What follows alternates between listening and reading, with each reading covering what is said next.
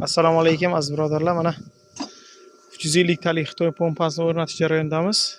350 talik Xitoy pompa 1000 kuba 37 kW dvigatel, yangi Shot Sparavka motorlari. Bilasizki, so'rish chiqishini o'ziga 30 metr turba ketdi. Nasos montaj qilish jarayonidamiz. Xudo xolasa, bu nasos o'rnashgan joyimiz Buxoro viloyat Qarako'l tumanida.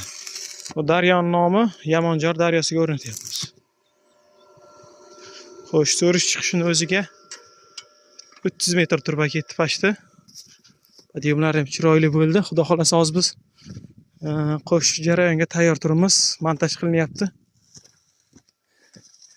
Xudo xolasa buni suv chiqqan videolarni ham qo'yib o'tamiz mana.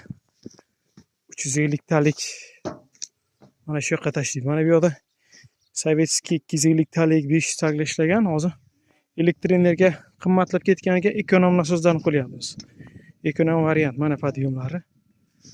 Montaj qilish jarayonidamiz hozir. Xudo xolasa ishlarni ham ko'rsatdim bir qator. Xo'sh, mana ishtlari kabellarni